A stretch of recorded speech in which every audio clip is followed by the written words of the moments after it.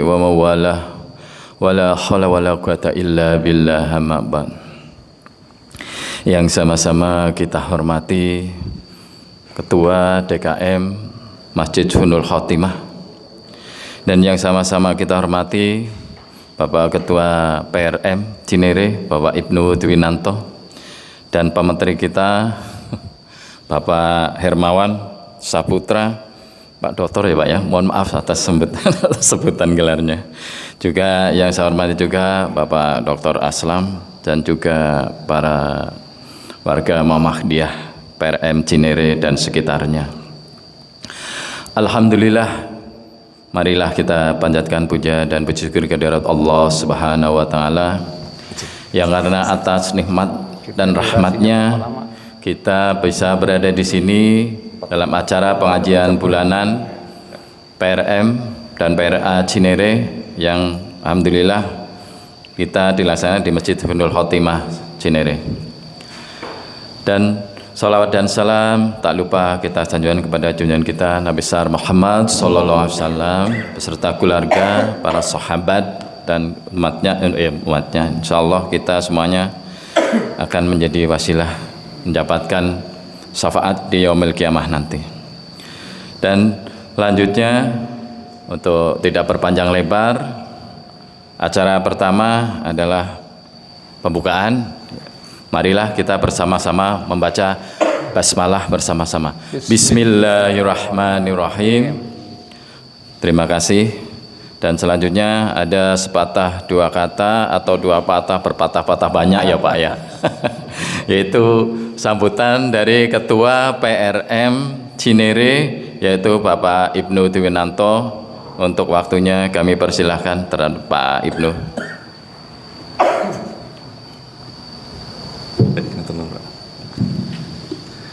Baik, bismillahirrahmanirrahim. Assalamualaikum warahmatullahi wabarakatuh. Waalaikumsalam warahmatullahi wabarakatuh. Baik, terima kasih Pak Doktor untuk kehadirannya hari ini di sini. Marilah Bapak-Bapak, pertama-tama kita ucapkan syukur alhamdulillah bahwa hari ini kita sama-sama bisa dipertemukan di tempat ini dalam pengajian. Biasanya pengajian PRM ini kita dengan PRA biasanya Pak ya, artinya kita berkolaborasi. Cuma memang kemarin ibu-ibu itu ada di 3 hari terakhir itu ada acara-acara buka puasa bersama, ada acara macam-macam tuh PRA kemarin. Jadi kayaknya saya sudah call dengan ibu-ibu, masih ada beberapa yang mungkin masih berhalangan hadir. Tapi nanti insya Allah akan menyusul. Baik, tak lupa salam dan selamat kita haturkan kepada junjungan kita Nabi besar Muhammad SAW. Alhamdulillah, terima kasih juga Pak Dr. Aslam atas kehadirannya sebagai sekretaris dari pimpinan cabang Muhammadiyah Limo dan Cinere. Walaupun beliau sakit, Masya Allah masih tetap datang untuk menjumpai kita putra-putranya di ranting Cinere. Baik, seperti biasa Pak Dokter, kalau di ranting Cinere sebelum kita melakukan acara ataupun kajian ada sedikit laporan dari amal usaha kita Pak. Jadi kita ada 2 amal usaha. Yang pertama adalah sekolah, yang kedua adalah toko Martmu. Nah, mungkin di sini ada Pak Kepala Sekolahnya langsung, Pak Anhar ya, mungkin untuk sedikit bisa memberikan informasi terkait dengan kondisi sekolah kita sebulan terakhir ini, karena kan tiap bulan ini kita kajiannya. Kepada Mas Anhar kami persilahkan langsung aja ya Mas Anhar, silakan Mas.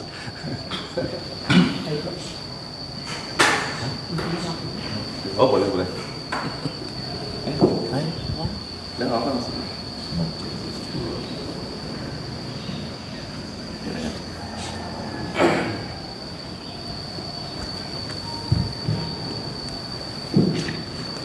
Bismillahirrahmanirrahim.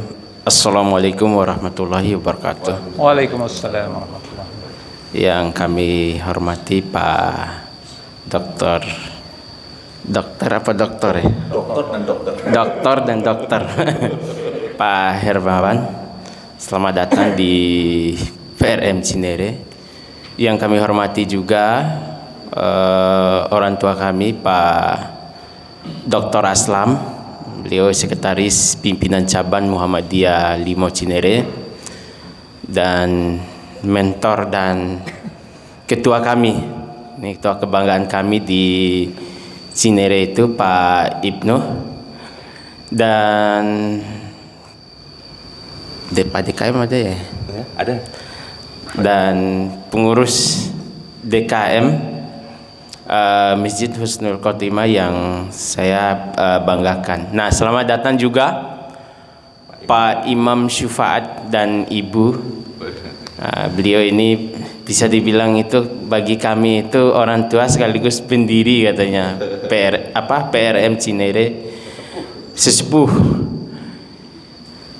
Yang pertama yang saya langsung saja yang perlu kami laporkan terkait perkembangan SDTQ Muhammadiyah Al-Khawarizmi.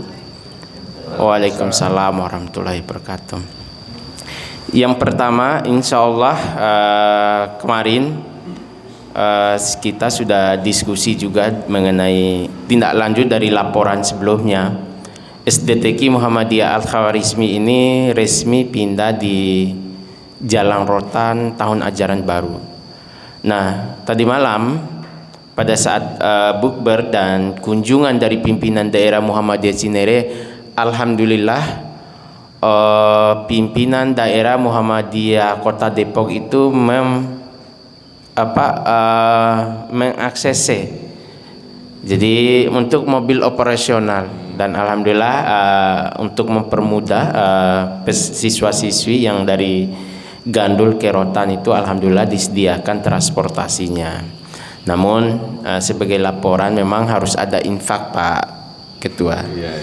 Jadi infaknya itu memang dari sananya itu dari gambaran beliau menceritakan mengenai ketika dipinjam untuk branding sekolah di sekolah-sekolah Muhammadiyah yang lain. Tapi saya langsung nangkap, ya udah kita bersedia infak itu 1.500.000 per bulan. Mengenai mekanisme pembayarannya nanti kan bisa dibicarakan di lain waktu. Itu yang pertama yang perlu saya laporkan. Terus yang kedua, kami sudah menyebarkan minta pada guru-guru, dan ada 2 guru memang yang saya jangan masuk ke sekolah ya, saya kira. Jadi tugasnya itu silaturahmi keliling TK ke TK. Ada memang tantangan kita, memang tugas awal ini memang berat. Beratnya dalam artian ada memang beberapa pertanyaan dari kepala-kepala TK itu, apa bedanya Muhammadiyah pada umumnya dengan Muhammadiyah Al-Khawarizmi ini. Ternyata rata mereka menganggap itu dikiranya itu ada kelompok baru, kelompok Khawaris. Artinya bahkan mereka ada juga yang kurang puas dengan jawaban dari guru-guru yang silaturahmi ke TK. Akhirnya ada juga ada 7 TK yang hubungin Dinda, Bang. Ada 7 TK yang hubungin, termasuk tetangga kita TK Ababil, itu kan sangat dekat itu. Ada memang laporan dari wali murid TK, semacam kekhawatiran ini Muhammadiyah ini beda nggak dengan Muhammadiyah lain. Dan memang saya sendiri memang harus silaturahmi juga, terutama TK-TK yang terdekat dengan kita untuk memberikan penjelasan atau mengklarifikasi terkait mengenai nama. Itu yang kedua. Terus yang terakhir, di sekolah Rotan ternyata di situ nanti ada SMP, akan ada SMP. Jadi sebagai catatan buat kita bersama, kebetulan ada pimpinan PCM yang hadir, Pak Dr. Aslam. Tingkat bullying ketika disatukan itu sangat tinggi. Bullying. Iya, bullying. Itu sangat tinggi antara SD dengan SMP kalau disatukan. Mudah-mudahan nanti ada mekanisme manajemen satu, bagaimana istilahnya antara SD dengan SMP itu semacam dibikin kayak sekolah-sekolah Muhammadiyah pada umumnya itu ada namanya perguruan Muhammadiyah. Jadi anggaplah kita perguruan Muhammadiyah Limo Cinere untuk mengatur itu nanti antara, apalagi ada PKBM, ada SD, SMP sebagai jalur koordinasi. Jadi kadangkala ini pandangan saya ini kan untuk ke depan. Kalau untuk sekarang ini kan karena sama-sama pendiri oke-oke saja. Tapi kalau untuk generasi penerusnya nanti ini perlu kita pikirkan dari sekarang. Terus yang terakhir sebagai catatan juga mengenai keuangan di SDTQ Muhammadiyah Al-Khawarizmi itu, ketika setelah saya mencek kemarin memang ada pengeluaran yang diperuntukkan untuk di rotan itu menggunakan anggaran operasional kita yang ada. Akhirnya ada beberapa yang tergeser sehingga itu harus ditutupi oleh uang itu harus memang dikembalikan. Dan kemarin juga udah disampaikan kepada pimpinan dan jawaban dari Pak Haji Giman itu jelas ini kan untuk SDTQ. Jadi ini istilahnya paling tidak kita harus mencarikan solusi alternatif supaya semua itu berjalan sesuai yang kita rencanakan. Itu sebagai laporan singkat dari saya selaku pimpinan di SDTQ. Selamat datang Pak. Pak Bagus, Ketua Yayasan. Selamat datang Pak. Jadi sekian dari saya. Billahi fi sabilil haq fastabiqul khairat. Wassalamualaikum warahmatullahi wabarakatuh. Waalaikumsalam. Ya, terima kasih Pak Kepala Sekolah. Jadi untuk yang terkait dengan nama Al-Khawarizmi mungkin kita bisa buat baliho gede aja Mas di depan sekolah bahwa siapa itu Al-Khawarizmi. Kemudian di websitenya juga kita bisa buat, jadi supaya orang tidak berpikiran aneh-aneh. Bikin aja gede gambar fotonya Al-Khawarizmi itu, kemudian sejarahnya seperti apa gitu kan, beliau kan ilmuwan gitu ya. Kemudian terkait dengan biaya sekolah tadi, ya memang sebenarnya biaya operasional itu dia bisa digeser-geser mudah kayak gitu sih gitu ya. Cuma kita nanti harus cek lagi agar kedepannya biaya operasional ini juga tetap bisa kita jaga, lebih tertib administrasi, sehingga ya memang kemarin tuh karena waktunya pendek sekali Pak Dokter, jadi hanya 3 bulan kita disuruh membangun tiga kelas gitu ya. Jadi memang peak sehingga kita dana yang ada kita ambil dulu gitu ya. Dan pada saat perjalanannya memang kita harus tertibkan lagi operasional, bukan saja dengan di PRM tetapi dengan PCM juga gitu ya. Karena kemarin kan yang request adalah dari bapak-bapak di PCM. Jadi itu saja, mudah-mudahan nanti untuk yang balihonya bisa kita bikin aja tentang siapa sih Al-Khawarizmi, itu kan banyak ya kalau di internet. Itu kita pasang, jadi ya mungkin nggak semua orang lah tahu tentang sejarah beliau ya. Saya kira sih itu mungkin dari kami supaya tidak memperpanjang kalam, dan terima kasih juga Bapak-bapak yang sudah hadir. Juga ada Pak Bagus, alhamdulillah sudah hadir, beliau ketua yayasan kita, dan beliau juga linknya, networknya cukup banyak di sini ya, alhamdulillah. Juga Pak Imam, alhamdulillah sudah hadir juga di tempat kami, sama Ibu, Bu Yaya. Pak Hasan lagi kurang sehat ya, udah mudah-mudahan segera sehat ya Bu ya, ya musim begini ya insya Allah. Baik, saya kira itu sedikit aja, mungkin Pak Mudi silahkan untuk dilanjutkan langsung ke acara inti. Kepada Pak Mudi kami persilakan.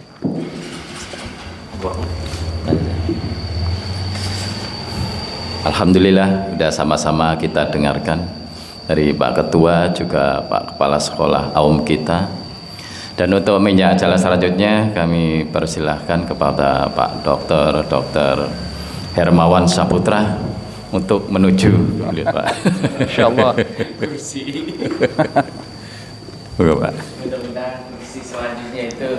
Assalamualaikum warahmatullahi wabarakatuh. Alhamdulillahi rabbil alamin, nahmaduhu wa nasta'inu wa nastaghfiruh ونعوذ بالله من شرور أنفسنا ومن سيئات أعمالنا من يهده الله فلا مضل له ومن يضلل فلا هادي له أشهد أن لا إله إلا الله وأشهد أن محمدا عبده ورسوله اللهم صل على محمد وعلى آله وصحبه أجمعين رضيت بالله ربا وبالإسلام دينا وبمحمد نبيا ورسولا Ikhwah fillah rahimani wa rahimakumullah. Pagi ini suatu kehormatan diundang oleh PRM Cinere. Pak Ibnu, terima kasih. Dan tentu saja di tempat yang mulia ini berkah di pagi tanggal 7 Maret ini bertepatan dengan berapa Ramadan ya? 18 ya, 17, 18 buat Muhammadiyah ya. Insyaallah. Semoga keberkahan kesehatan selalu bersamai kita semua.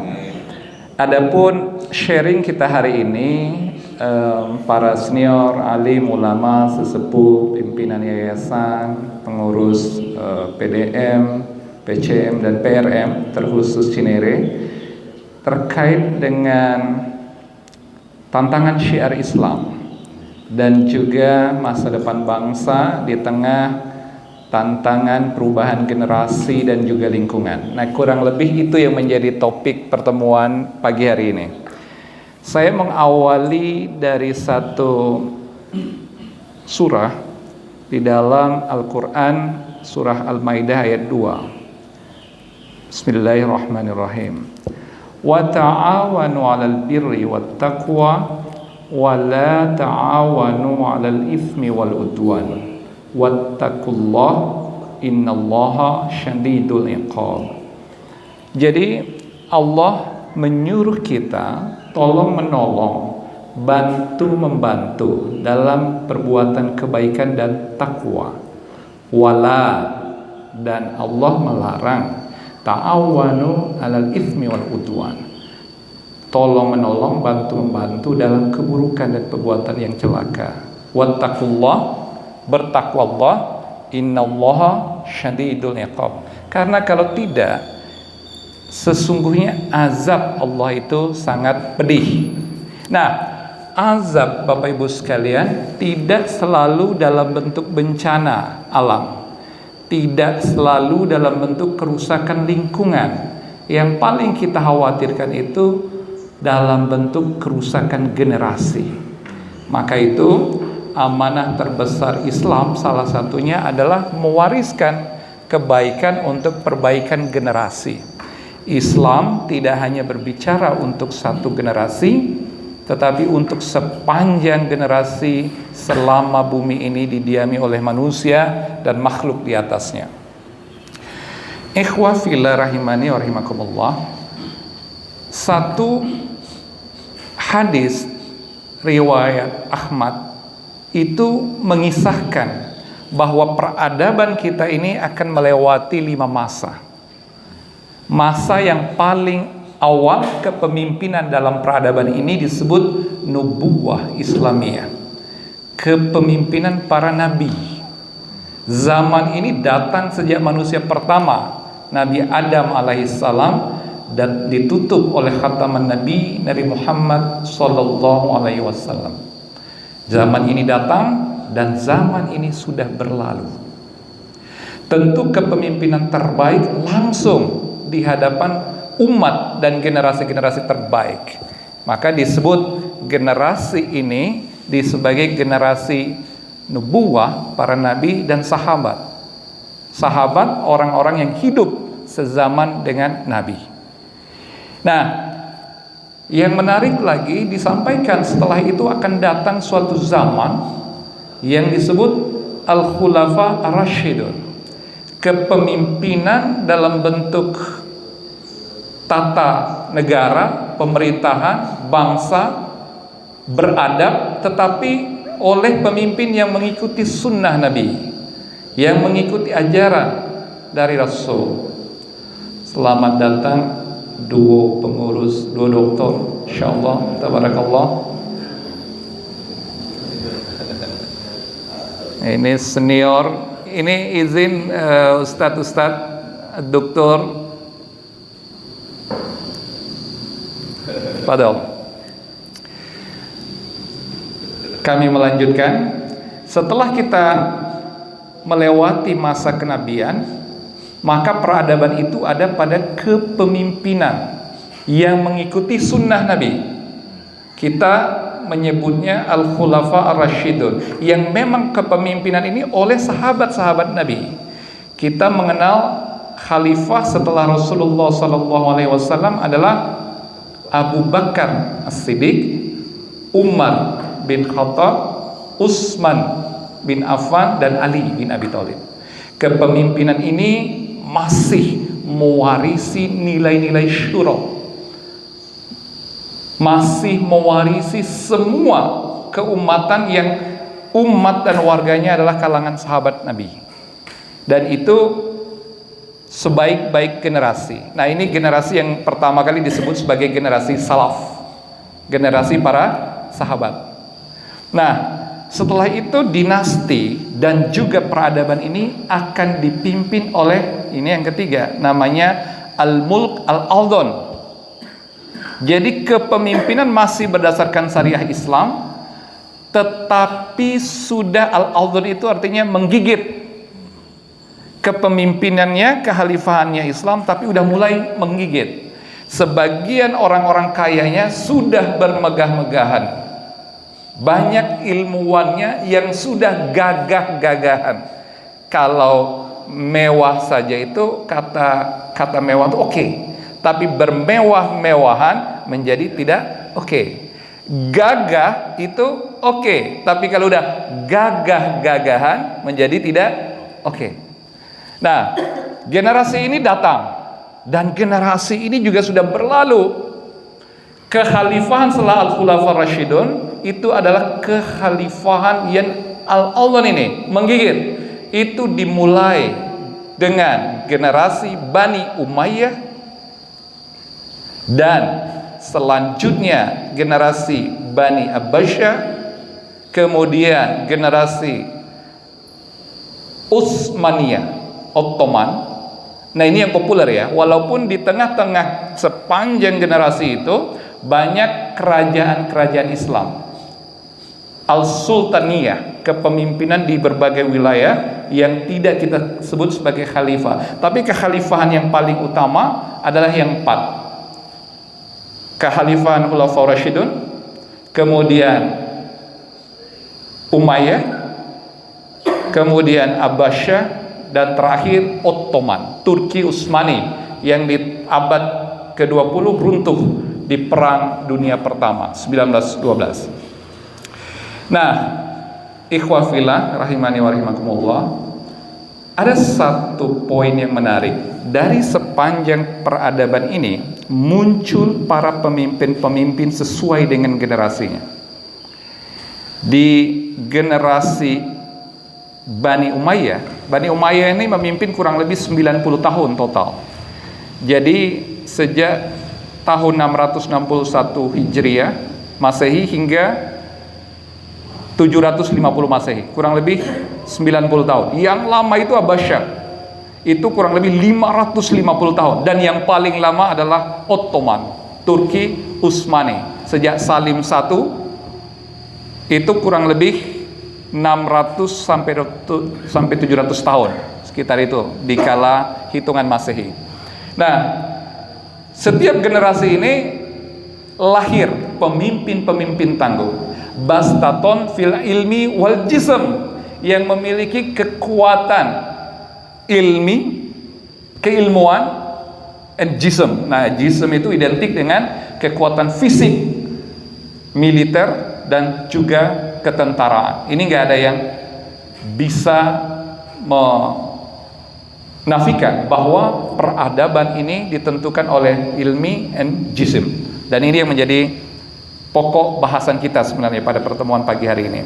Nah, kalau kita bicara ilmi dan jism, di penghujung Bani Umayyah, di Baghdad digantikan oleh Abbasiyah, maka sebagian lari menghindar dari peralihan dinasti dan generasi ini ke wilayah Afrika Utara, wilayah Al-Maghribi, Tunisia, mulai dari Libya, Tunisia, Maroko, ya sampai Sahara Barat, kemudian Aljazair, nyebrang ke Spanyol.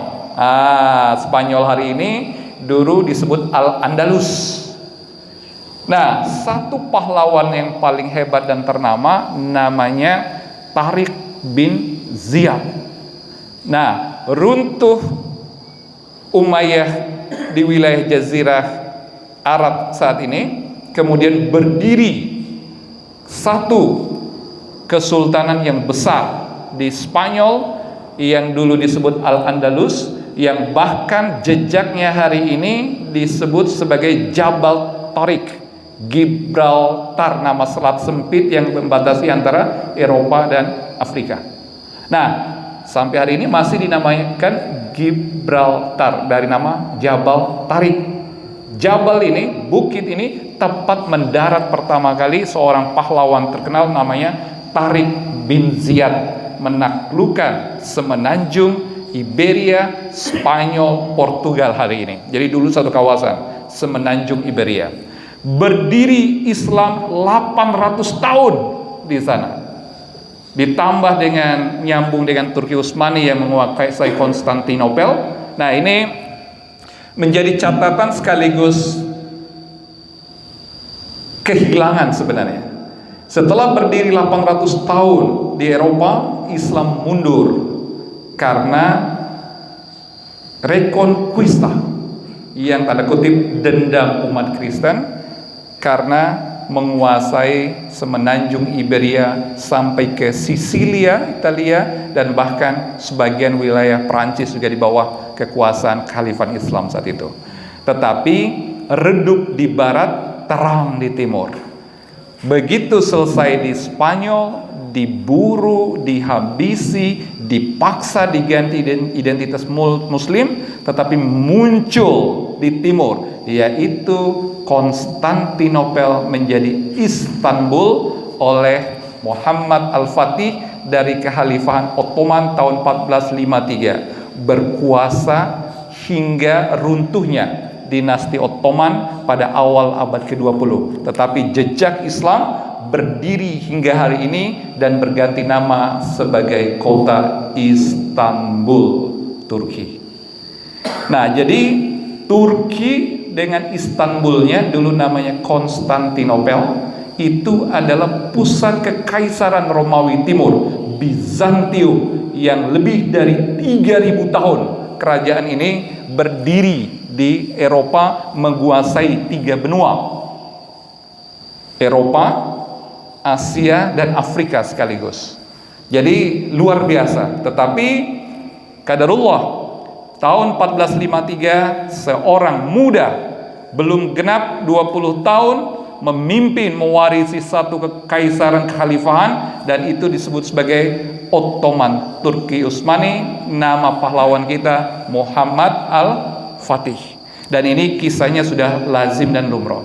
Apa yang menjadi poin utama di sini, Bapak Ibu sekalian, adalah poin bastaton fil ilmi wal jism.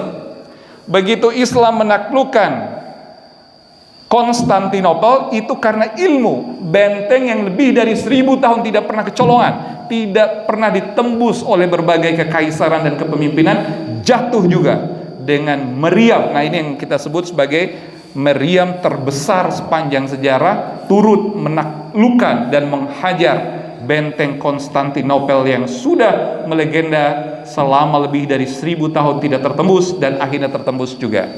Nah, Islam selalu memiliki terobosan di dalam tantangan generasi. Nah, itu adalah siklus ketiga dari peradaban tadi yang disebut sebagai Al-Mulk Al-Awlan.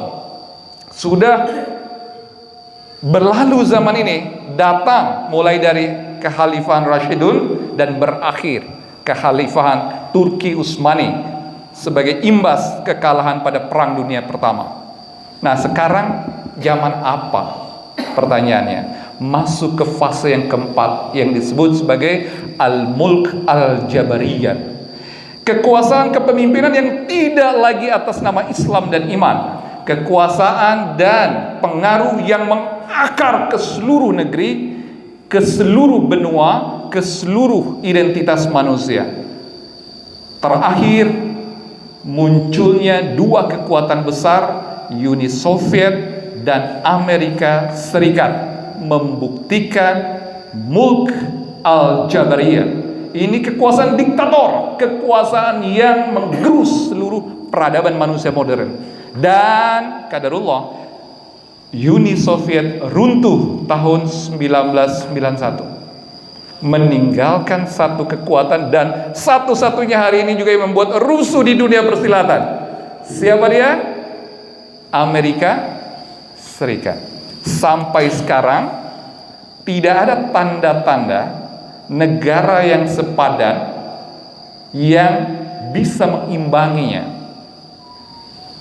Dulu perang dingin berlangsung panjang setelah perang dunia kedua, tetapi setelahnya Soviet runtuh, Amerika menjadi satu-satunya dan masih pengen membuktikan diri. Nah, sekarang kita masuk di mana kita berada sekarang. Where we are now. Where are our positioning? Di mana kita sekarang? Pertanyaan itu menjadi penting karena tadi fase peradaban ini secara hadis dan juga perjalanan peradaban Islam, rupanya kita udah di penghujung fase keempat. Penghujung fase keempat ini udah mulai muncul tanda-tandanya. Kalau ustadz-ustadz yang sangat erat dengan teori akhir zaman, ini udah menjelang munculnya Dajjal nih. Tetapi perspektif kita masuk dari perspektif tantangan generasi, tidak bahas secara khusus tentang ciri-ciri akhir zaman dan kemunculan Dajjal, tetapi bahasan kita tentang generasi. Tantangan generasi kita ini menjadi kompleks dan sangat kompleks karena semua tanda itu kita menunjukkan akan masuk peralihan zaman. Now we are facing super smart society, the end, maybe the end of history. Jadi kita sekarang ini menghadapi generasi yang super smart, super faster. Jadi yang sangat bergantung dengan teknologi. Ini namanya apa nih Bapak Ibu? Handphone? No, ini namanya smartphone. Zaman handphone sudah lewat. Dulu kalau kita ingat zaman handphone tuh mereknya ya, kita sebut merek nih. Ada Nokia, ada Siemens, Motorola, Sony Ericsson dan lain-lain. Kita mengalami semua. Rasanya di sini Pak Anhar milenial atau baby boomers nih, atau Gen Z. Selebihnya kita di baby boomers sih masuknya. Artinya melewati zaman-zaman ini. Sebelum zaman handphone, kita masih zaman telepon. Zaman telepon ini ciri-cirinya pinggir jalan ada namanya telepon koin. Yang nakal koinnya dibolong digantung pakai tali. Masukin, tarik lagi, kering, baru pencet. Ya kan? Kadang ada yang hajar boxnya tuh, bruk, jatuh koin-koin, baru telepon lagi. Itu zaman telepon. Kalau yang paling bisnis laku wartel dulu. Wartel kan Pak? Warung telepon. Orang bisa ngantri tuh di wartel. Ada SLJ, ada SLJJ. Ngantri tuh, bayar tuh. Bisnis yang paling menguntungkan saat itu adalah wartel. Zaman itu udah berlalu juga. Transisi muncul namanya pager. Kring kring kring, hari ini dikirim, lusa sampainya gitu ya Pak Ibnu. Nah, itu pager mengawali ya Bapak. Kemudian baru masuk ke era handphone. Transisi lagi muncul namanya BlackBerry. Tombol-tombol sampai lecek tuh. Ada yang namanya Bold, Gemini, macam-macam tuh. Baru muncul yang namanya smartphone dengan basis Android tadi. Nah, sekarang kita dengan ini, smartphone ini bisa mengakses dunia hitungan detik, menit. Perang saling lempar rudal antara Iran dan Israel saat ini kita masih bisa live bahkan. Saking cepatnya ujung dunia tersambungkan dengan adanya smartphone. Semua bisa. Dulu kalau mahasiswa zaman kami masih kuliah, kami itu bawa dalam satu tas itu penuh. Ada kalkulator statistik, Ada kalau yang suka murotal tuh Walkman, ya kan? Kalau yang suka main game board, ya kan? Ada game board. Belum lagi ada foto namanya kamera pocket kamera. Sekarang semuanya tergabung dalam satu device yang namanya smartphone. Pertanyaannya, kira-kira ini berhenti atau tidak? Tidak. Teknologi ini never stop. 10 tahun ke depan, 20 tahun ke depan, kita akan mengalami bukan lagi smartphone, tapi superphone. Sekarang touchscreen, Bapak Ibu. Dulu pakai tombol ya, Ibu. Dulu kita pakai tombol sampai jempol kita bisa kapalan tuh. Kalau nggak jempol yang kapalan, tombolnya yang kehilangan huruf. Nah, sekarang touchscreen. Nanti 10 tahun ke depan untouchable. Tidak perlu lagi di touch. Untouchable. Mungkin dari kerlingan mata. Tek. Glasses base. Orang pakai kacamata, kita berkacamata, mungkin di pojokan kacamata kita bisa nyambung. Sekarang hand watch bisa nyambung kan? Hand watch sudah bisa nyambung kan dengan smartphone segala macam? Ada. Jadi hanya dari klikan, kerlingan, semua bisa.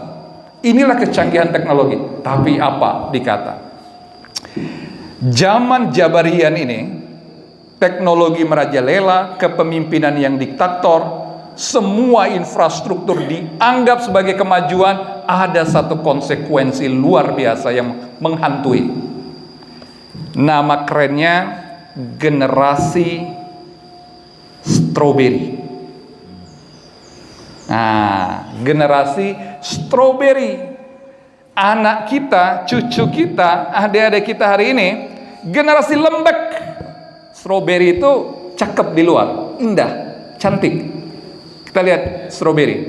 Tapi strawberry yang matang disentil dikit penyek. Betul ya? Kadang rasanya tidak seindah warnanya. Bisa asem, kata orang. Nah, disebut generasi strawberry ini karena gampang sekali rusak. Tidak bisa kita marah-marahin. Disuruh-suruh tidak mudah menuruti. Tidak mudah untuk peduli. Tidak mudah untuk bertegur sapa. Beramah tamah, berhandai taulan, karib kerabat. Generasi ini adalah generasi sebagai korban perilaku dan lingkungan. Salah satunya tadi teknologi transitional effect. Transisi dari teknologi yang semua memanjakan, muncul gaya hidup yang namanya sedentary lifestyle. Sedentary lifestyle ini gaya kaum rebahan. Nah, kalau anak Cina sebutnya mager, malas gerak. Coba kita bayangkan, tes satu-satu. Kalau makan tinggal go food. Kalau nonton tinggal Netflix, YouTube, macem-macem. Kalau main tinggal nge-game. Kalau mau belajar tinggal nge-zoom. Apa-apa di dalam rumah, apa-apa di dalam kamar. Generasi ini disebut generasi mager, malas gerak. Satu tantangannya dari segi kesehatan, ada yang disebut dengan the risk of health and the big health problem impact based on health risk. Apa itu? Hypertension. Penyakit namanya hipertensi. Diabetik, penyakit yang namanya diabetes, penyakit gula, bukan lagi pada dewasa apalagi lansia. Anak-anak ini mengalami laju kenaikan kasus diabetik pada anak itu eksponensial. Luar biasa Bapak Ibu sekalian.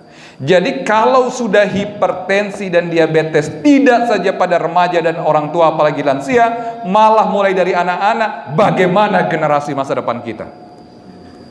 Bagaimana kita menciptakan generasi seperti Tariq bin Ziyad, Muhammad Al-Fatih, apalagi mengikuti ala sahabat, tabi'in, tabi'in. Itu yang disebut tadi, 3 itu disebut generasi salaf. Katanya kita harus belajar tentang generasi salaf. Rasulullah SAW mengatakan memang dalam suatu hadis bahwa sebaik-baik generasi dalam umatku adalah generasiku. Kemudian ya Rasulullah, generasi setelahku. Kemudian ya Rasulullah, generasi setelah generasiku. Artinya generasi sahabat yang mengikuti setelah itu setelah sahabat, yang mengikuti setelah yang mengikuti sahabat. Jadi 3 generasi, sahabat, tabi'in, tabi'in. Itu adalah yang disebut sebagai salaf. Tapi generasi salaf muncul 4 ulama mazhab yang besar, Hanafi, Maliki, Hambali. Itu generasi-generasi ini. Maka bastaton fil ilmi wal jism. Ini kekuatan yang sampai abad ke-20 kekhalifahan Islam masih berdiri di muka bumi ini. Lantas kita kembali kepada generasi kita hari ini di tahun 2026. Indonesia, ibu-ibu, bapak-bapak sekalian, tahun 2045 nanti 1 abad usianya.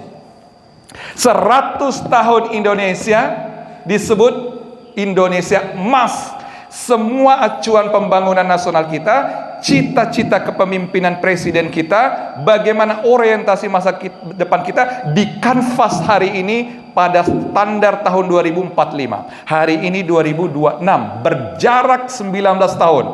Anak kita yang berusia 11 tahun akan berusia 40 tahun, 19 tahun ke depan di tahun 2045. Adik-adik kita yang berusia 20 tahun akan berusia 39 tahun kurang lebih. Yang berusia 11 tahun akan berusia 30 tahun. Yang berusia 21 tahun akan berusia 40 tahun. Dan kita, mungkin sebagian kita tinggal nama. 1 abad Indonesia. Cita-cita Indonesia mau menjadi negara maju, mandiri dan berdaulat penuh tahun 2045. Hanya berjarak 19 tahun dari sekarang. Tapi kalau generasi kita hari ini generasi strawberry, karakter kehidupan kita adalah sedentary lifestyle, mager, bagaimana bisa?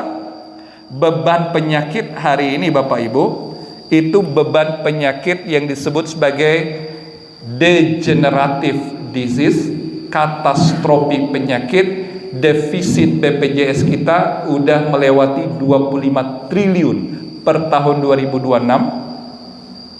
Dan tidak, artinya kalau defisit artinya BPJS sebagai lembaga publik penjamin kesehatan nasional kita tidak sanggup lagi mengelola beban penyakit. Apa itu?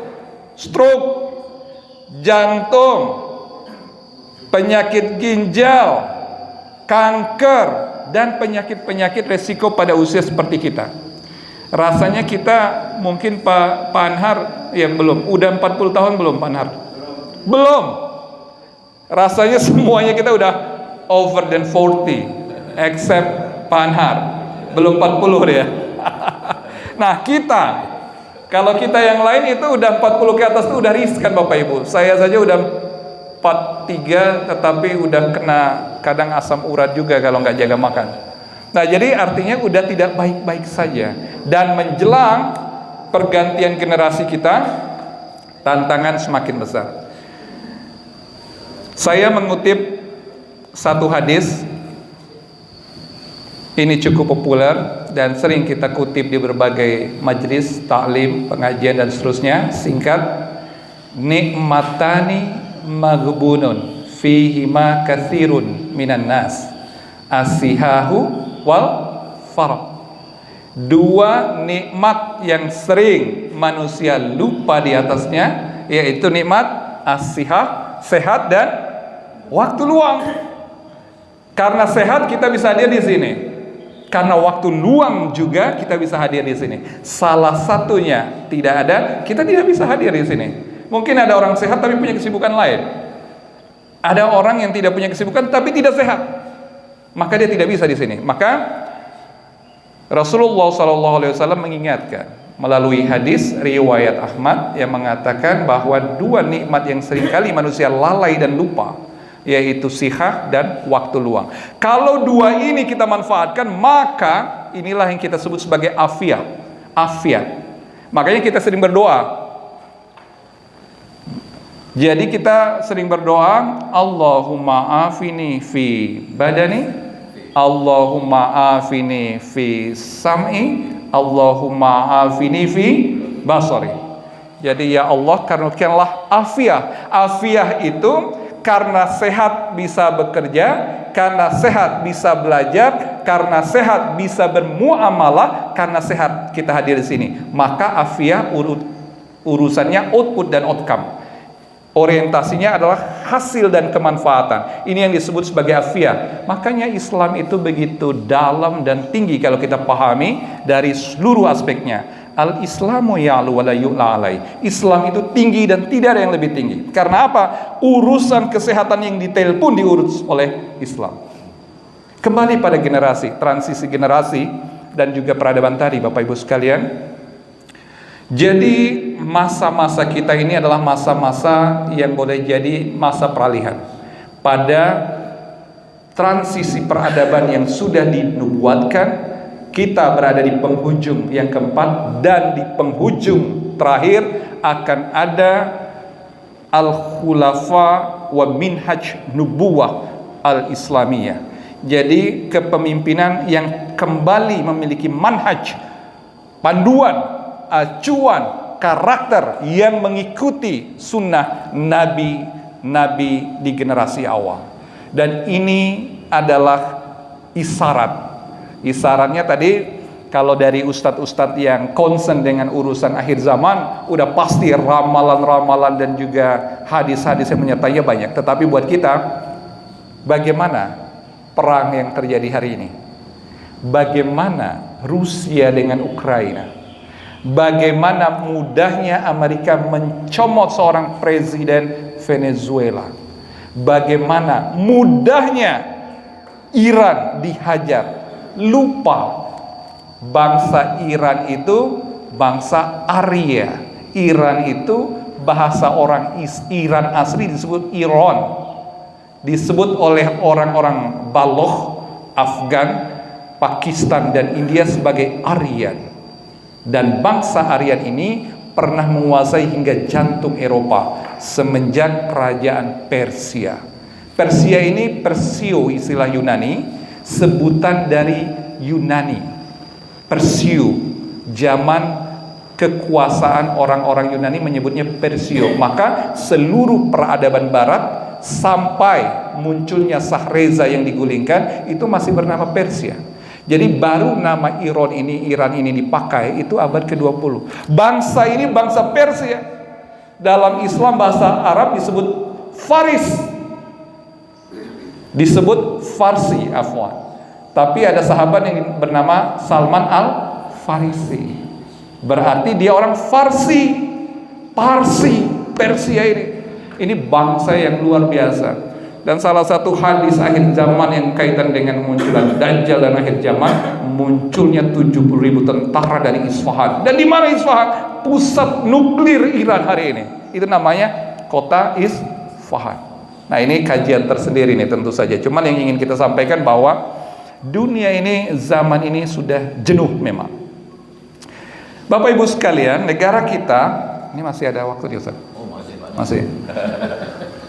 Negara kita, Indonesia tercinta, semenjak dipimpin oleh Bapak Presiden Prabowo Subianto, ini menggaungkan Indonesia akan membangun Giant Sea Wall.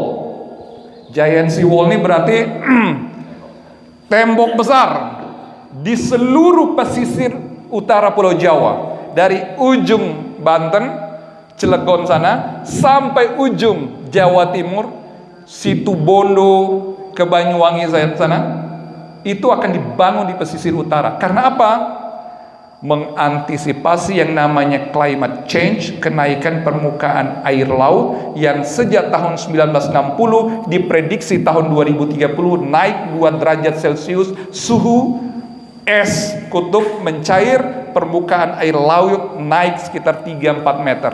Mestinya sudah sebagian tenggelam pesisir utara. Indonesia sudah banyak buktinya. Nah, ini adalah kerusakan lingkungan yang kadang alami, tapi 70% tidak alami. Karena siapa? Ulah tangan-tangan manusia.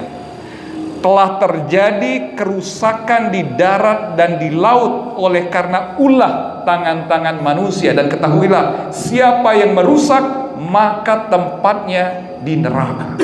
Nah, ini satu tanda yang menunjukkan bahwa ada transisi lingkungan, ada transisi perilaku. Orang kesehatan pasti nyambung transisi penyakit dan transisi peradaban. Cepat. Tadi diramalkan 2030 itu baru tanda kenaikan permukaan laut. Tetapi sekarang sudah sejak 2 dasawarsa kita menyaksikan sahabat keluarga kita yang ada di pesisir utara itu tidak lagi air itu surut. Air itu tergenang sudah, bahkan naik terus permukaan air laut. Maka teman-teman di tempat bersandar di kapal di utara kita, Muara Angke dan sekitarnya itu udah susah, Dadap segala macam udah susah karena air tidak surut-surut tuh sudah tergenang. Makanya oleh pemerintah mau ditembok melalui giant seawall. Apa urusannya dengan bahasan kita? Resiko kita itu banyak sekali kaitannya dengan perubahan lingkungan. Generasi kalau sudah berubah sumber air, sumber makan, cara berperilaku berubah budaya, berubah peradaban. Dunia sudah membuktikan ini. Dulu sebelum Nabiullah Muhammad SAW lahir, tahun gajah itu sekitar 570 Masehi. Tahun 500-an awal Masehi itu ada yang disebut sebagai wabah Justinian. Justinian ini nama Kaisar Bizantium, Romawi. Kaisar Romawi saat itu namanya Justinus. Itu terjadi wabah, namanya wabah pes, penyakit, membunuh jutaan manusia di tengah mungkin jumlah manusia tidak seperti 6 miliar hari ini, tapi jutaan manusia tewas di seluruh wilayah perairan Mediterania. Mediterania ini wilayah laut tengah yang membatasi 3 benua. Di utaranya ada Eropa, di selatan ada Afrika, di timur ada Asia. Laut Mediterania dulu tempat bersandar dermaga kota-kota pelabuhan itu membawa tikus. Tikus ini membawa penyakit namanya pes. Zaman itu orang nggak tahu, tapi pertama kali wabah ini muncul membunuh jutaan manusia. Puncaknya pada abad pertengahan, disebut Black Death. Puluhan juta orang tewas karena kasus pes. Dan puncaknya lagi, wabah terjadi di tahun 1808 sampai 1812. Dampaknya juga setelah itu masih terjadi sejalan dengan Perang Dunia. Orang yang meninggal karena penyakit namanya Spain flu, influenza Spanyol namanya. Nah, ini udah mirip dengan COVID, nanti kita nyambungkan. Penyebabnya dari virus disebut Spain flu. Ini membunuh puluhan juta orang, sekitar 50 juta orang.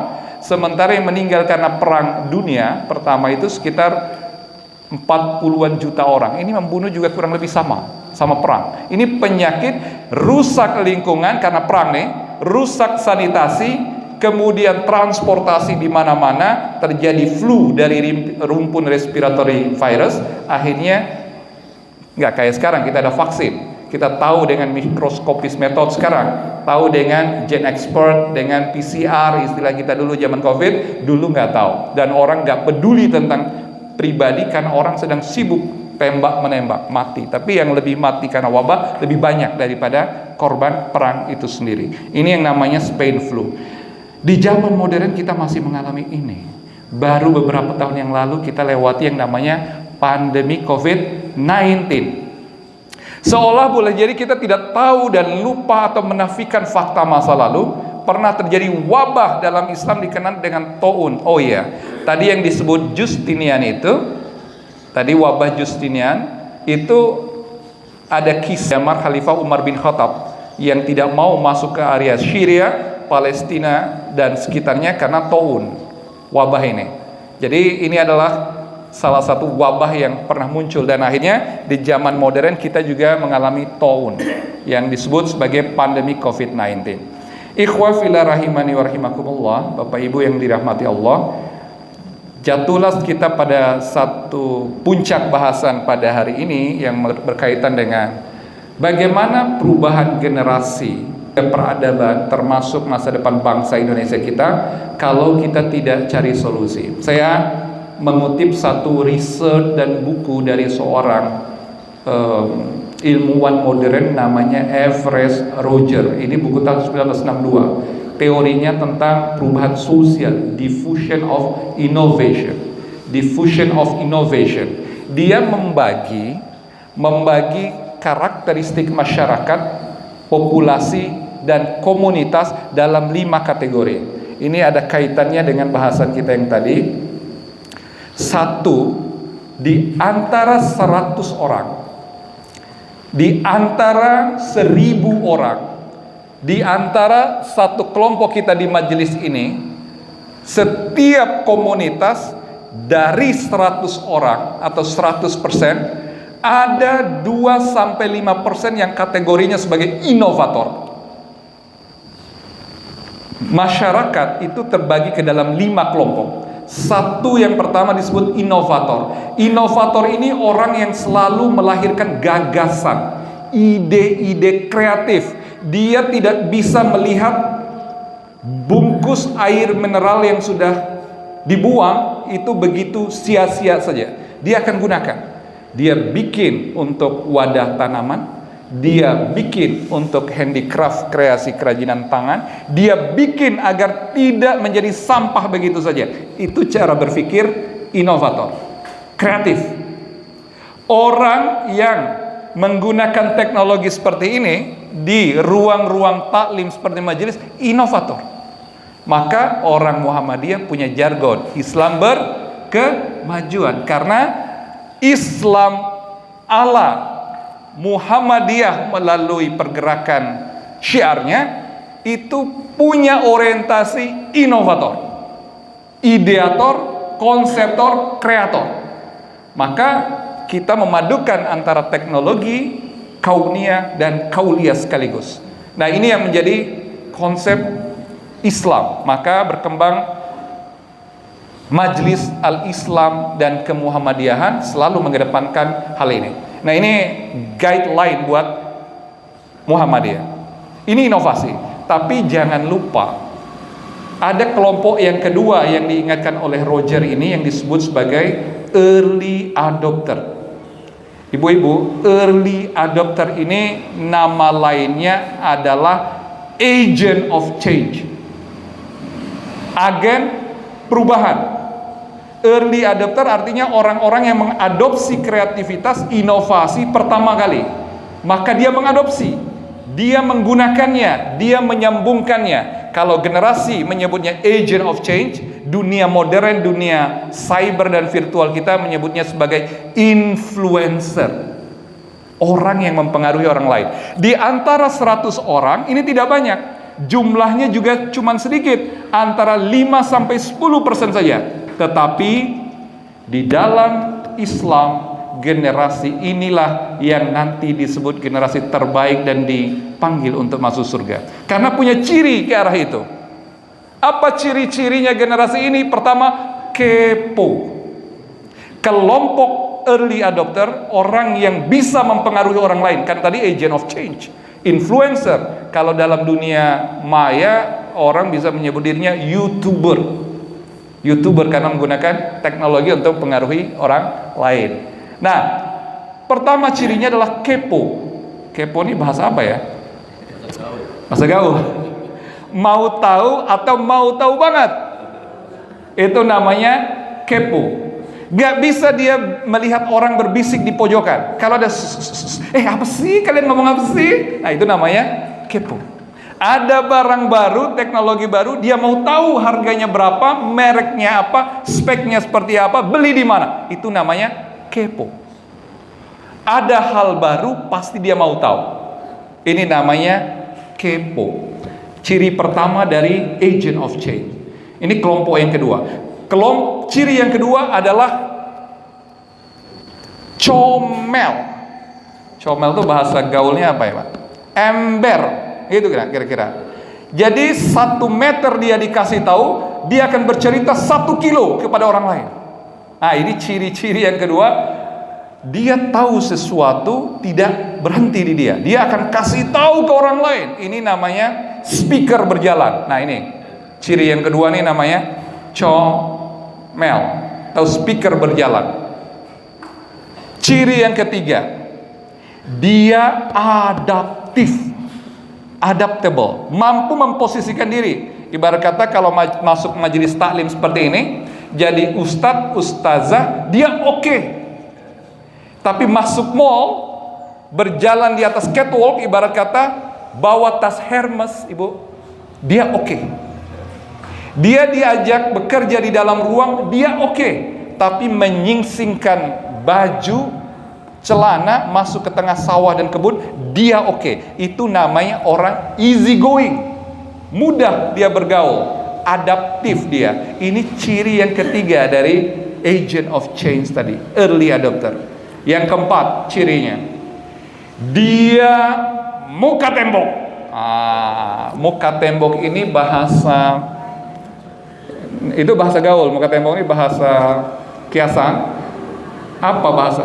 Tidak mempan, dihina dan dicerca. Ini kira-kira. Tidak jatuh karena dihina dan dicerca. Tidak berbangga dan sombong ketika dipuja dan dipuji. Ini namanya orang damai jiwanya, bersih hatinya, lapang dadanya. Nah, ini yang saya sebut, inilah orang-orang yang dipanggil masuk surga. Di penghujung surat Al-Fajr, ya ayyatuhan nafsul mutmainnah irji'i ila rabbiki radiyatan maradiyah fadkhuli fi ibadi wadkhuli jannati. Tapi tadi dipanggil siapa? Bukan ya ayyuhan nas, bukan ya ayyuhalladzina amanu, ya ayyatuhan nafsul mutmainnah. Itu panggilannya. Nafsul mutmainnah artinya jiwa yang tenang, damai, lapang dadanya. Inilah yang dipanggil masuk surga. Tadi bahasanya rada sarkastik, muka tembok. Nah, muka tembok ini maknanya dia dicerca, dihina, dijelekin, dinistakan, tenang. Tidak perlu patah arang, tidak perlu patah semangat, tapi juga dipuja dan dipuji, tidak perlu sombong dan lalai hati. Nah, inilah. Dan ini mudah apa berat, Bu? Susah. Ini ilmu panggil masuk surga. Siapa yang bisa mengamalkan jiwa yang tenang ini, dia yang masuk surga. Bukan kata Hermawan, kata Allah. Makanya ini saya menyampaikan suatu kutipan. Ini berasal dari teori diffusion of innovation. Orang barat nih yang punya teori. Tapi dia menggali satu karakter masyarakat yang menjembatani ide perubahan. Sebaik-baik orang-orang yang mengajak pada perubahan. Makanya tadi, wa ta'awanu 'alal birri wat taqwa, pada perubahan yang kebaikan dan takwa. Siapa yang mengajak ke sini mencetuskan ide, dia adalah inovator. Tapi siapa yang mengikutinya pertama kali sebagai early adopter, dialah yang menjadi agent of change tadi. Tetapi punya ciri, orang ini satu, kepo, karena dia harus berpengetahuan, dia mau tahu. Karena dia mengajak perubahan, dia mau memberitahu. Karena dia menghadapi banyak godaan dan tantangan, dia punya muka tembok dan adaptif. Ini ciri-cirinya. Karena apa? Menurut Roger ini, pada kategori masyarakat yang ketiga disebut early majority. Sebagian besar masyarakat kita itu kalau tahu kebaikan untuk perbaikan mau ikut, itu disebut early majority. Sekelompok besar masyarakat kurang lebih 34% menurut teori Roger. Di antara 100 orang, misalkan 100 di ruangan kita, 34 orang tuh mau mengikuti perubahan itu dengan cepat. Itu namanya early majority. Dulu, Bu, zaman vaksinasi COVID, ingat kita? Zaman COVID ada anjuran vaksin? Ada nggak orang-orang yang mau divaksin? Ada, tapi baru sekelompok. Ada nggak orang-orang, ini masuk kategori yang keempat, namanya late majority. Sekelompok besar orang itu mau ikut berubah, tapi ikut-ikutan. Dia wait and see. Lu dulu dah katanya. Pak, Bu, mau tercegah dari COVID yang mematikan? Ibu kalau kena COVID, apalagi golongan Delta, Omicron, pass away nih. Lihat tetangga banyak pengumuman innalillahi loh ini. Oh ya? Vaksin, bukannya vaksin ini jelek, vaksin ini konspirasi, vaksin ini membunuh segala macam. Ayo vaksin, kata dokter sebelah itu bagus, kata tenaga kesehatan sebelah itu bagus, ini melindungi kita. Lu dulu dah. Nah, yang ngomong lu dulu dah ini tandanya dia termasuk late majority. Dia mau ikut, mau berubah kalau yang lain udah duluan. Kalau yang tetangganya tidak mati karena divaksin. Lihat, wait and see. Dia akan ikut tetapi belakangan. Ini kelompok yang keempat. Karena kelompok yang ketiga, early majority dan late majority ini sama besarnya, 34%, 68%, maka sekelompok besar umat manusia ini sebenarnya punya fitrah kesadaran, kemauan untuk menjadi lebih baik. Itu sebab dalam Islam sekelompok manusia itu tadi biarkanlah kehendak Allah yang merubahnya. Tugas kita hanyalah menyampaikan, sampaikan kebaikan, pesan takwa walau satu ayat. Jadi ini pesannya, karena yang lain mau berubah. Tinggal yang terakhir, ada kelompok yang namanya Lagarde. Lagarde ini non-adopters. Dia tidak mau mengikuti perubahan. Ini kelompok yang kelima di tengah masyarakat. Di antara 100 orang, sejumlah kecil, kurang lebih 5 orang, itu pasti ada yang kepala batu. Batu aja tidak seperti kepala. Batu kalau ditetesin air bertahun-tahun, kira-kira batu itu bolong atau tidak? Ditetesin air bisa bolong karena ditetesi terus menerus bertahun-tahun. Nah, ini yang Lagarde non-adopters ini, ada manusia-manusia itu yang lebih dari kepala batu.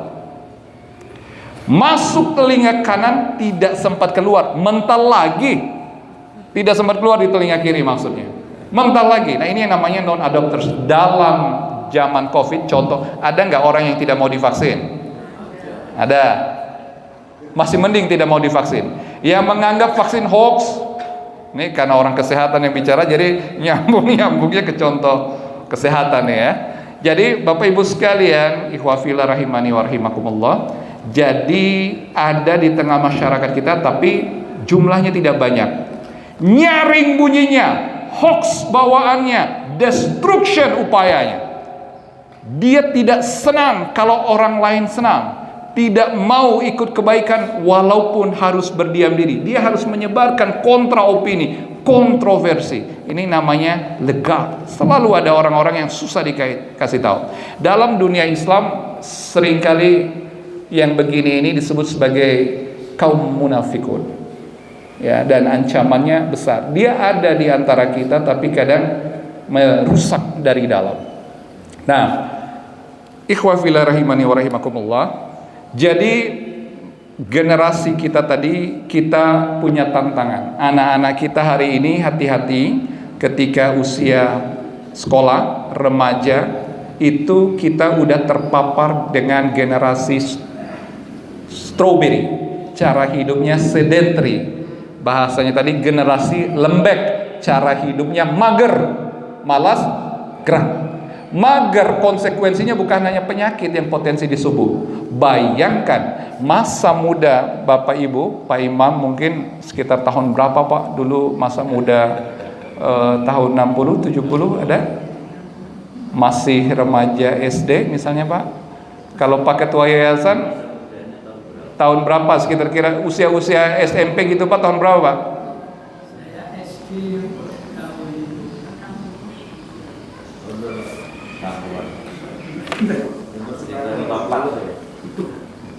Saya 80, Masya Allah, berarti masih zaman Pak Karno ya Pak, mungkin ya, presiden ya, masa muda. Zaman kita saat itu bayangkan, kira-kira kita ini sudah ada belum? Belum. Kita masih udah pakai Netflix, GoFood atau tidak zaman itu? Tidak. Pikiran juga belum. Mungkin orang-orang yang jual makanan juga tidak semudah kita ke toko dan ke minimart sejauh ini. Dulu mungkin kalau orang mau cari makan, main ke kebun. Ya, betul. Main ke kebun, ngajak kawan-kawan, teman-teman, handai taulan, karib kerabat. Apa? Generasi kita sekarang, anak-anak kita ini yang paling mahal adalah jiwa tolong menolong, sopan santun, ramah tamah, kenal mengenal. Hilang kesempatan ini karena tadi mager. Jadi bukan hanya fisik tapi psikis resikonya. Kalau generasi kita kehilangan sisi kemanusiaan, humanity, maka bagaimana bisa Indonesia emas tahun 2045? Kita berharap generasi yang mandiri, bisa menciptakan bangsa ini mandiri, maju, berdaulat, adil dan makmur. Indah sekali tujuan kita bertanah air ini. Tapi generasi yang akan mewarisi kita begini.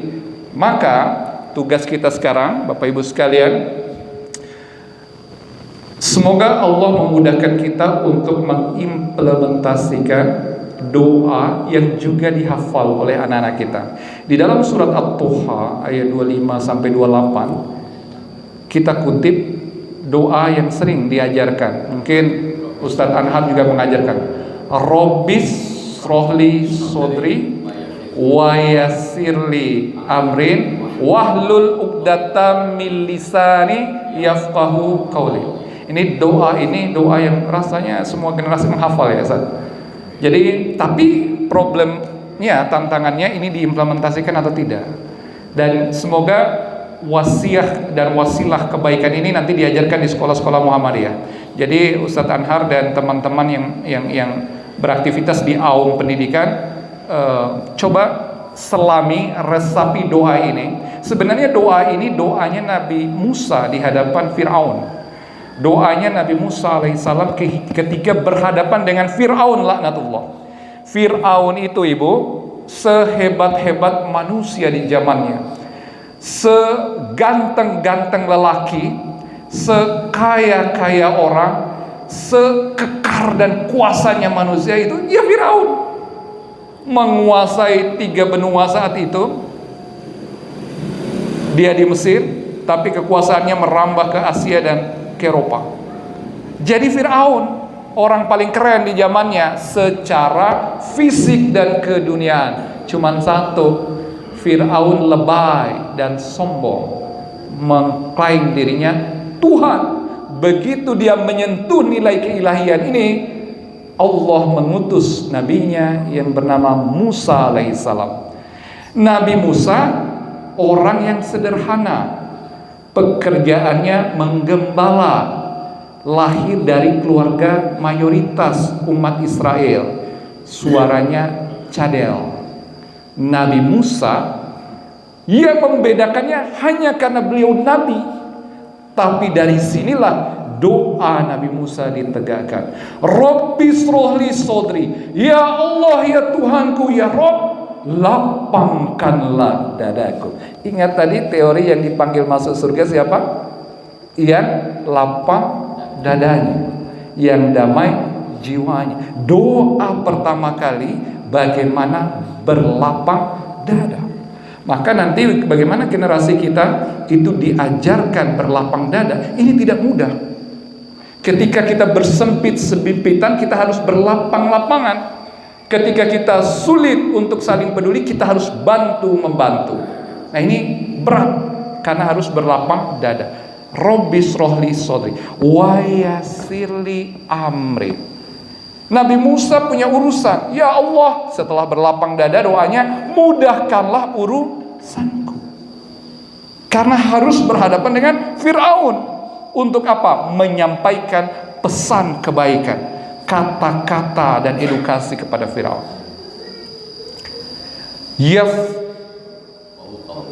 Kahu qauli wahlul uqdatam min lisani.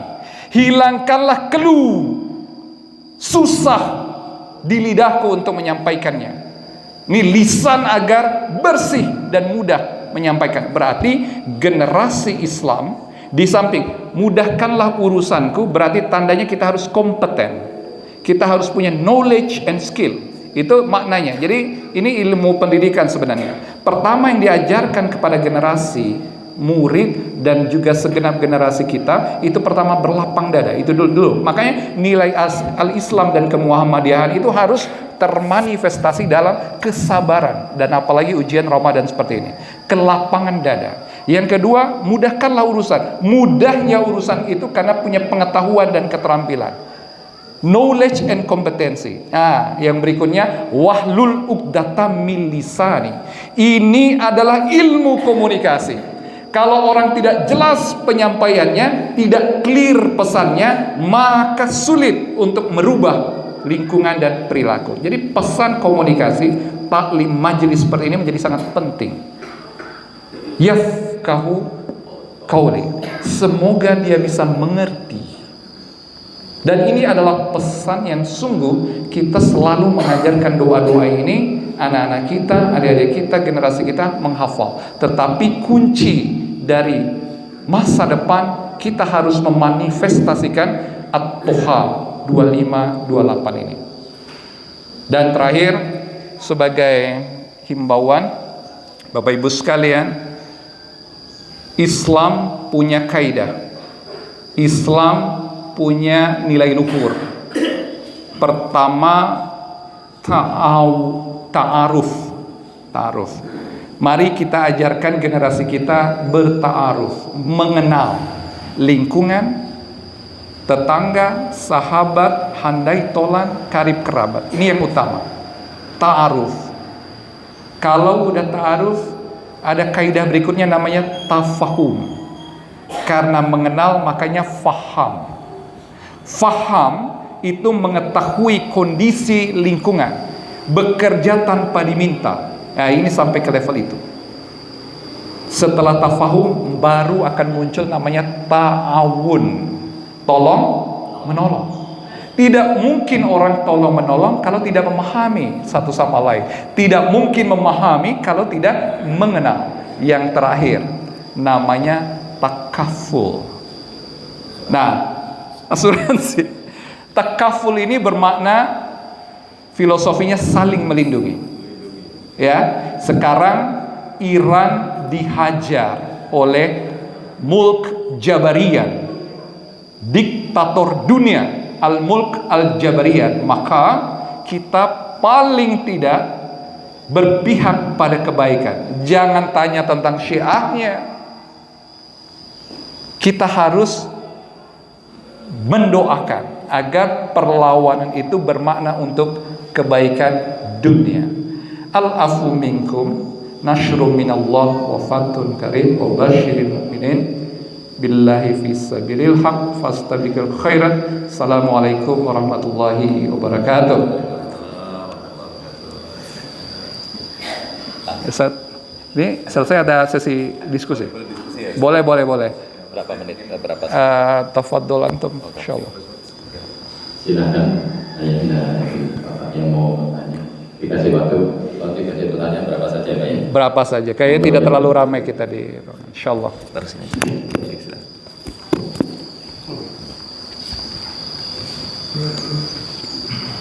Yang pertama terima kasih atas kesempatan yang diberikan. Saya hanya ingin mengamati bahwa semua perubahan, semua tindak lanjut, semua kemajuan itu adalah didasarkan pada ilmu pengetahuan. Sebagai contoh adalah, saya pernah juga ke Cina, Pak. Kita tahu dengan melakukan revolusi kebudayaan yang waktu itu dipimpin oleh Mao Zedong, kita lihat hasilnya sampai saat ini. Maka yang kedua, kita perhatikan hadis Nabi, utlubul ilmi walau bisin. Carilah ilmu sampai ke negeri Cina.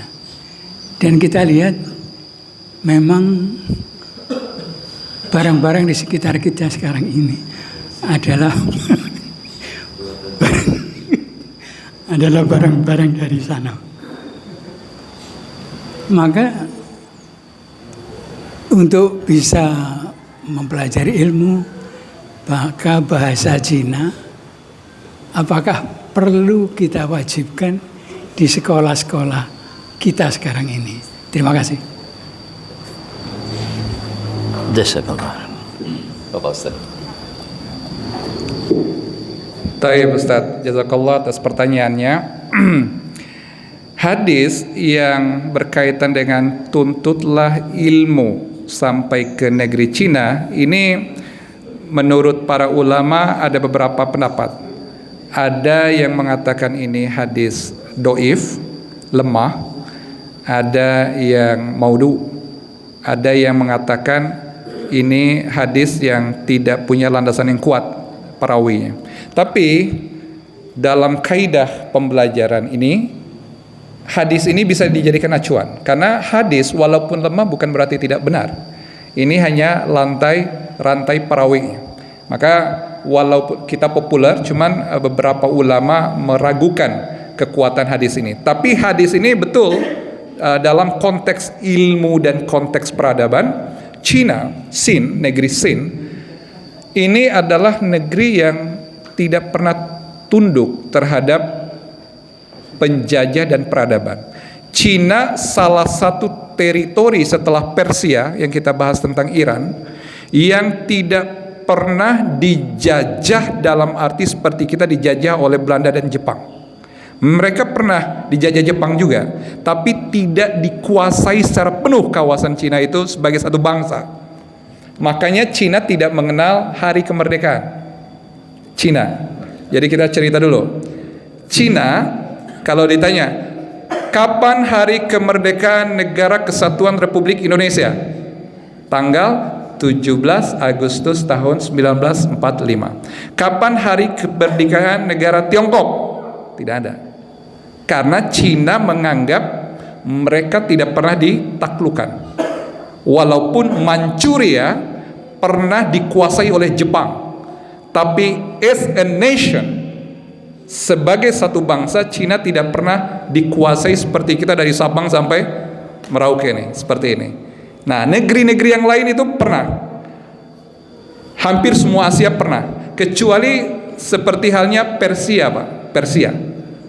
Iran tadi yang kita bahas. Iran tidak pernah, walaupun Alexander Agung, the Great Alexander dari Yunani, dari Makedonia Utara, Imperium Yunani, itu pernah menyerang mereka tapi tidak pernah menguasai seperti Cina. Ini menjadi menarik sehingga Cina hari ini memang menjadi satu contoh betapa negeri yang tadinya tidak lebih baik dari Indonesia tahun 50 sampai 60 menjadi the leading one, bahkan melewati ekonomi terbesar Amerika Serikat hari ini. Amerika menciptakan perang di mana-mana hari ini, sesungguhnya perang dengan Cina, Pak. Cyber war dengan Cina. Dia mencomot Venezuela karena minyak Venezuela kandungan cadangan terbesar di dunia, lebih besar Venezuela daripada Arab kandungan minyaknya. Kandungan yang belum tereksplor, cadangan minyak Venezuela itu terbesar di dunia, dan minyak yang sudah dieksplorasi sekarang 70% ini disuplai ke Cina, di stop. Nomor urut kedua itu baru Jazirah Arab, baru Iran yang ketiga. Iran juga dihabisi, kan Arab sudah jadi sekutunya Amerika, Venezuela nggak jadi sekutunya, dicomot. Arab udah selesai, seluruh Arab apalagi Arab Teluk udah selesai, Pak. Jadi kita nih walaupun Islam Sunni kita punya kekerabatan erat, tetapi sesungguhnya secara politik dan ekonomi Arab itu sendiri udah dikendalikan secara peradabannya oleh Amerika. Satu-satunya yang tidak tunduk dan tidak pernah tunduk adalah negeri Persia, Iran, bangsa Aryan. Kalau orang-orang menyebutnya bangsa Arya. Jadi ini yang belum selesai dan inilah yang sedang kita saksikan. Bagaimana proses Mao Zedong, walaupun tentu komunisme tidak bisa kita benarkan, tetapi revolusi kebudayaan Tiongkok ini luar biasa. Jadi tentu banyak yang kita contoh dari Cina, dan dahsyatnya Khalifah Umar bin Khattab mengutus satu sahabat untuk mengislamkan negeri Sin, meninggal di sana, namanya Sa'ad bin Abi Waqqas, sahabat Rasul yang mulia, dakwah ke negeri Sin dan makomnya di negeri Sin hingga hari ini. Makanya sejarah Islam juga erat dengan sejarah Cina. Laksamana Cheng Ho adalah contoh dinasti Ming yang mengislamkan banyak negeri lain, dan itu panglima laksamana dari Cina. Jadi ini adalah wasilah yang memang kita banyak contoh dan belajar juga kegigihan dari bangsa dan negeri Sin. Apakah pertanyaan tadi perlu kita ajarkan? Harus kita ajarkan kebaikan, karena hikmah bagi orang Islam dimanapun itu adalah serak-serak yang harus kita ambil, hikmah kebaikannya untuk perbaikan. Kita mengajarkan semua dalam bentuk bahasa, teknologi, ilmu, semuanya kita bisa mengajarkan untuk mencontoh kebaikan, termasuk dari negeri Cina. Kita akui itu. Jazakallah Ustaz. Ada lagi bapak-bapak atau ibu-ibu yang mau bertanya? Kalau enggak saya yang tanya, Pak. Ada? Ya. Saya Pak Ustadz, Pak Dokter, Pak, ini banyaklah gelarnya Pak ya. Saya bertanggung jawab sederhana saja ya Pak ya. Saya enggak sampai Pak pikirannya kacau. Ini Pak, berkaitan dengan surat Al-Fajr ayat 27. Itu kan yang punya ya ayat Tuhan nafsul mutmainnah itu kan ayat 27 itu. Saya tertarik di situ terkait lapang dada Pak. Selama ini udah saya praktekkan Pak lapang dada itu. Tapi ya itu sesuai jargon, kadang-kadang orang sabar pasti kesel Pak. Di situ Pak, nah itu. Apa adakah kiat-kiat Pak untuk menghadapi cara-cara menghadapi, misalkan kita ada masalah terus kita harus satu bersabar, bertawakal, dan pasti harus berusaha Pak, dan harus kita muka tembok atau muka tebel dan muka sebagainya itu Pak ya, cor-coran kayak sebagainya gitu ya. Nah itu menurut Bapak kiat-kiat apa Pak untuk menghadapi hal-hal begitu Pak, apalagi zaman sekarang di medsos, di mana itu fitnah itu ada di mana-mana Pak itu Pak. Oke, itu saja Pak Ustadz. Masya Allah. Jazakallah Ustadz atas pertanyaannya ini. Masya Allah, tabarakallah. Anak pun nggak bisa menjawab ini ya.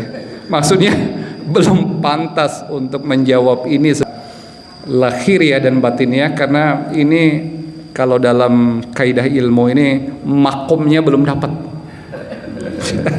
Jadi dan afwan, saya berada di depan ini bukan berlatar belakang ilmu agama yang kuat. Saya hanyalah orang dengan latar pendidikan kesehatan, dan hampir semua profesi dan aktivitas saya di bidang kesehatan. Jadi kalau udah menyangkut trik tentang berlapang dada, ini makomnya ini luar biasa ini, karena ini ilmu yang tinggi sekali.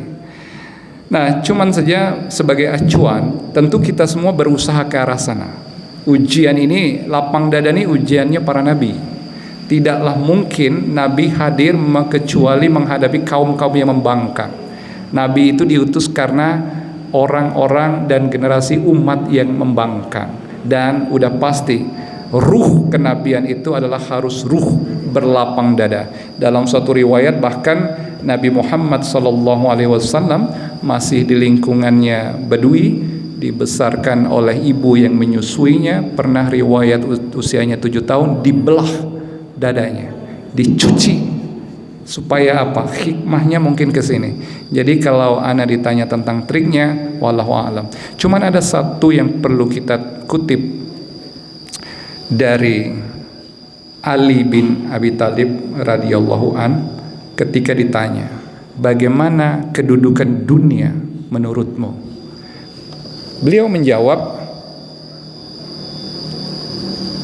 dunia ini hanyalah di genggaman. Dunia itu hanyalah di genggaman, tidak di hati. Andaikan dunia di hati, maka pasti bermewah-mewahan, pasti gagah-gagahan, pasti agung-agungan, pasti pinter-pinteran. Ini yang kita temukan di generasi Al-Mulk Al-Adhan. Dinasti-dinasti, Bapak Ibu, di kepemimpinan Islam pernah berdiri 800 tahun di India. India itu negeri Hindu, warisan peradabannya Muslim. Bahkan salah satu keajaiban dunia namanya apa? Taj Mahal. Itu peninggalan Imperium Mughal, dibangun oleh Akbar Khan, Sultan yang menguasai dari dinasti Mughal India. Itu luar biasa. Saya pernah ke India, ke Delhi. Saya berkunjung ke Masjid Jami, berkunjung ke Red Fort. Itu luar biasa besar, membayangkan ratusan tahun yang lalu itu dipimpin pusat kesultanan Mughal, menguasai seluruh semenanjung India. Toleransi diberikan kepada umat-umat Hindu. Seakan gak percaya, Pak. Salah satu keajaiban yang masih eksis itu adalah Taj Mahal. Tapi dalam konteks Islam sejati, andai disandingkan dengan pernyataannya sahabat Nabi, dunia ini di genggaman. Tidak berbangga ketika sesuatu ada di genggaman, tapi tidak bersedih ketika sesuatu ini hilang dari genggaman. Inilah kaidah lapang dada. Dalam bahasa lainnya ini zuhud. Nah, memang kalau ditanya apakah ana sudah sampai ke situ, afwan, makom ana belum sampai ke sana. Jadi yang ditanya tidak lebih baik dari yang bertanya. Nah, hanya kalau mau dijadikan acuan, wallahu a'lam bishawab, dunia, kita punya mobil, punya kendaraan, ambil fungsinya.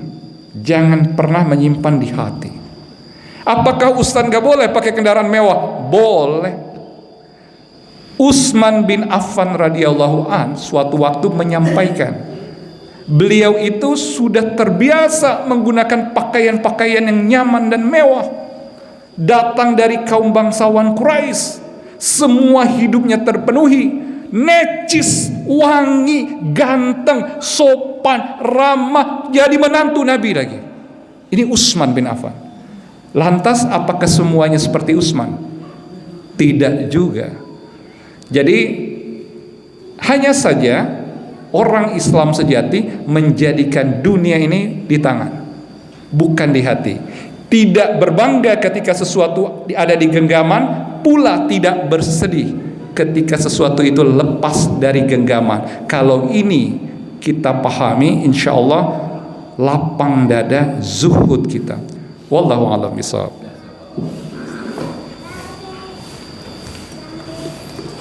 Mungkin ada lagi Bapak Ibu yang mau bertanya? Cukup. Sudah? Cukup. Insyaallah. Jazakallahu khairan Pak. Alhamdulillah hari ini kita banyak sekali mendengar dari Pak Ustadz. Insya Allah bisa kita manfaatkan. Saya ya Pak ya, apalagi dengan masalah kepo Pak. Waduh, saya tertarik sekali dengan kepo tadi gitu. Tadinya kalau mau kepo takut Pak. Kepo tuh boleh, asal kepo yang positif. Wah gitu ya, takutnya ini cergis banget nih orang gitu ya. Oke, jadi alhamdulillah kita sama-sama dengarkan pemaparan dari pemateri kita, Pak Ustadz, Dr. Hermawan Saputra. Gelar belakangnya saya nggak hafal Pak.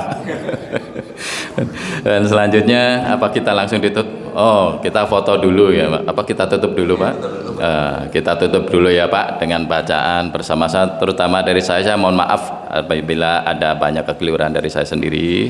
Dan juga kami akan memberitahukan bahwa habis ini ada sesi foto ya Pak ya.